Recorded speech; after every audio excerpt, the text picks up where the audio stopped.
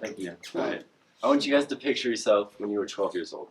What was your biggest accomplishment, and what did you feel like you were capable of? When I was 12, I had the opportunity to help build a house. And this passion to build and be creative first sparked on a mission trip that I attended in Juarez, Mexico, when I was in middle school, when I was 12 specifically. While I was there, I heard stories of members of the community dying from a lack of effective housing. The family that we built a house for had lost someone just months before for this exact reason. This was my first time out of the country, and I was shocked with how much people lacked basic necessities that I had always taken for granted. So I started to realize how broad the issue of housing is, both globally and in America. So our missions team of about just 15 people built a house in 2 days with 3 rooms. So we started out with just a concrete slab and raw materials, and in 2 days we ended up with that house on the right. Their previous house was made of spare tires, rubble, and sheet metal, and this was made just in 2 days for them. This accomplishment, although physically small, would guarantee their survival for years to come. In these moments of creation, I feel like I'm doing God's will, I'm honoring God, and even striving to create like Him. In Genesis, God is described as our creator, and He's shown to love His creation. His creation is intricately made, showing His love, which inspires me to want to create as well. In Mexico, creating such a meaningful structure had such a big impact on me, and I realized how much a small group could make in such a little amount of time. I had never realized that before, but I realized that with God's calling, that a small amount of people can make big things happen.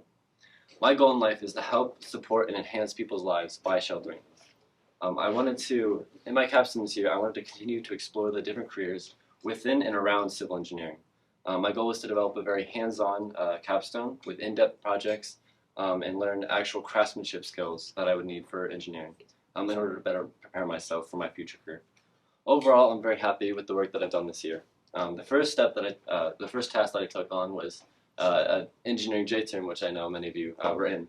So I had 4 days to teach a bunch of middle schoolers how to frame a wall. I taught them electrical components and plumbing components.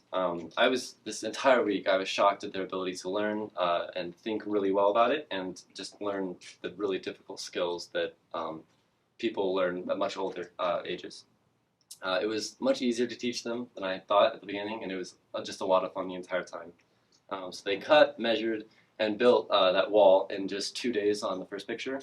And then on the 3rd day, we did an electrical rig, and it was actually functioning.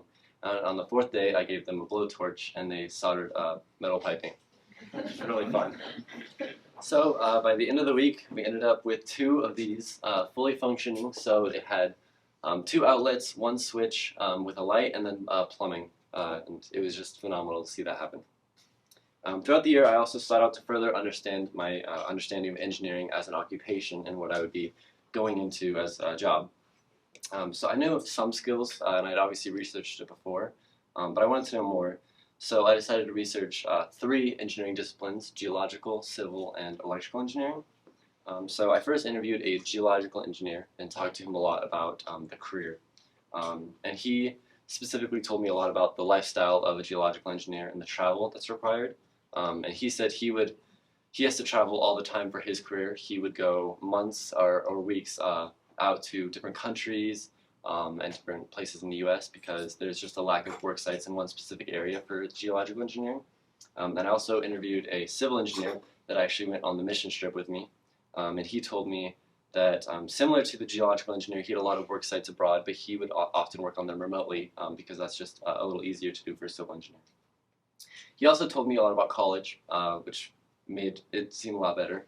He told me that choosing a discipline isn't something you need to do in your first year of college or even before college. It's something that you kind of discover as you go through college, through internships, through college classes, and learning what you like and don't like, which was a really comforting thought. And the last thing I learned from both of these engineers was the need for cross-learning disciplines, so different types of engineering, and also the need for collaboration within the engineering industry.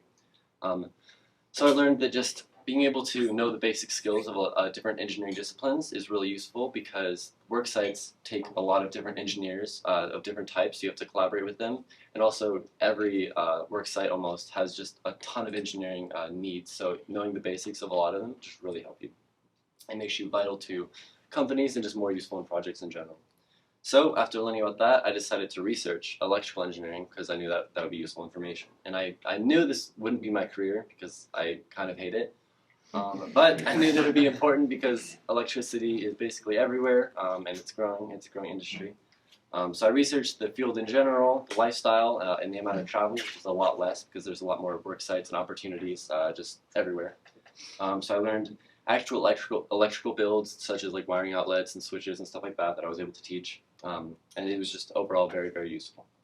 And then the last and biggest project that I did was renovating a bus into an RV-style tiny home. So this took a lot of deciding throughout the year. I looked into a lot of different projects, such as a porch, a shed, or a cabin, and some of these seemed too easy, like a porch or a shed. I just felt like it would be challenging enough. And then a cabin, there was too many complications with this, such as buying land, pouring the concrete, and the weather made building really difficult this year. So with that, I wanted something challenging and useful, and I decided to do a bus. So I researched a lot of different buses. I looked into government websites, and I eventually found one on Facebook Marketplace that was already stripped of its seats. So that's it right there. And then after inspecting with my dad, we ended up buying it. So I started planning, and after hours of planning, YouTube, lots and lots of YouTube, I actually drew out a floor plan and was able to just get a rough plan of what I could do for start building. So my initial plan was to have a bathroom with a shower, a toilet, and a sink, a kitchen with a sink, a fridge, and an electric stove, and then a bedroom with 3 mattresses, a queen, and then 2 twins in the form of a bunk, and then a wood stove and AC for temperature control.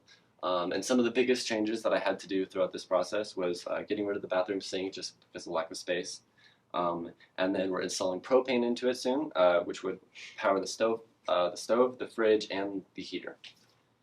So after planning the different rooms and figuring out all the places for storage and stuff like that, I started insulating the flooring, which took a long, long time. The most painful process I will ever go through.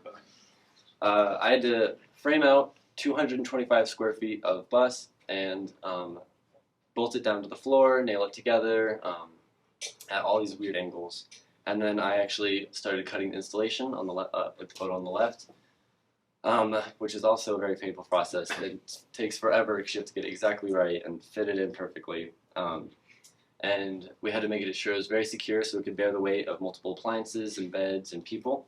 And then once I actually was able to nail the boards down, I was able to actually start to space out the bus and figure out the different rooms and finalize that process. And then recently this weekend I installed the bar table that you see on the right, and then a little booth seat on the left. And this summer I'm going to continue to work on it, finishing the installation on the ceiling, installing appliances, building the bed frames, and then eventually going on trips. And then one other thing I'm doing is actually painting the bus. So this summer I'm going to paint the bus with a couple friends, and it's hopefully going to look like that. So very cool. And then this should be the final project, or the final result on the right. So yeah. And this is the most creative freedom that I've ever had in a project. It's been so exciting for me the entire time. Everything has been. I just love the fact that everything was thought out and decided by me, which is a really cool thought because I know that I'm the one making it. It's gotten me close to my friends, it's built my leadership and my management skills, and it's just given me knowledge about building. So even though Capstone has felt like a painful amount of work, it's given me an outlet to do what I love. I never would have dreamed of renovating bus because of this project. I actually did consider it. It's made me feel more stable and confident in my career than most students can at my age. So through the middle schoolers and my friends who helped renovate the bus, I've been able to teach so many people the basics about building. I know that with my faith and my career, I will be able to help so many people and combat the issue of housing. I don't know yet where I want to go with my engineering degree, but I know that in college that'll become much more clear. I'm excited to grow up and have vital skills so I can be useful when I'm given the opportunity to help those around me. And now Do you have any questions? And then we'll go see the bus. Please join me.